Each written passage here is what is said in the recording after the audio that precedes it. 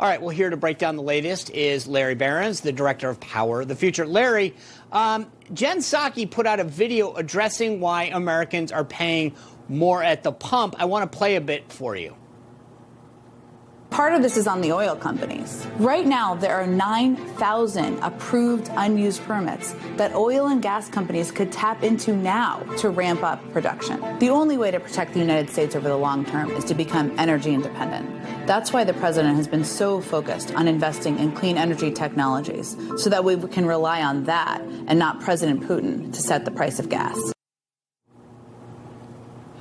All right, so Larry, let me ask you this. I just a little unclear on that, because if there are 9,000 unused drilling permits, according to her, then why aren't oil executives just rushing forward and grabbing these things and saying, hey, drill, baby, drill?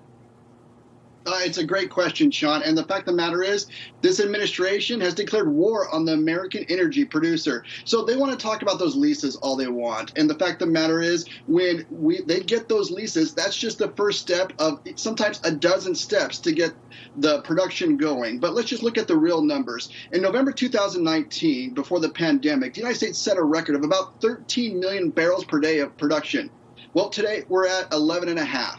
That's 1.5 million barrels a day less. And so she can talk about the leases, and they really like to point to that. But the fact is, she can't really say that they have done a lot to help the American energy producer. In fact, they've declared war on it because they stopped leasing on federal lands, and they even went back about a year ago in March to review those leases to say the ones they had already approved.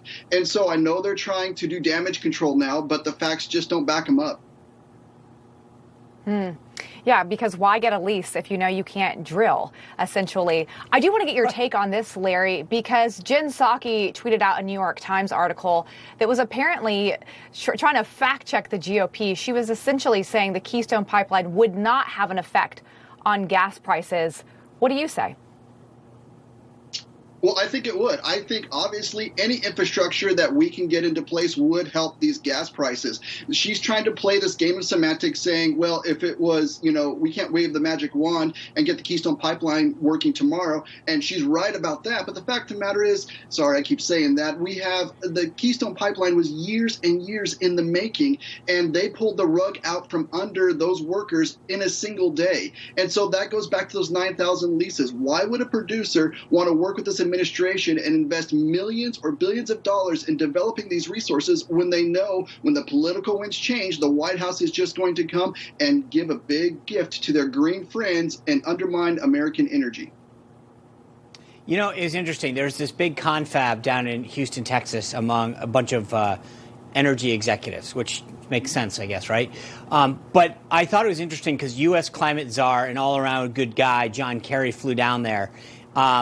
So I found it odd that he was speaking down there, but it was something that he said that really caught my eye. He said this: if you think migration has been a problem in Europe from the Syrian war or even from what we see now in Ukraine, wait till you see 100 million people for whom the entire food production capacity has collapsed.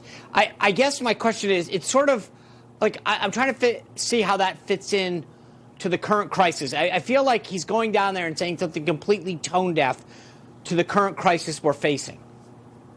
Well, it is tone deaf, and it shows that their priority are with their green campaign donors and not the American public. I mean, never before, as we go around the country, have people asked to say, when they look at a politician, they know what the answer is: boost American energy production. And President Biden will go to Saudi Arabia, he'll go to Venezuela, he'll go to Iran, and he will go in every avenue except for boosting American production. And we get asked why as we go across the country. Well, those comments by John Kerry give you an indication why.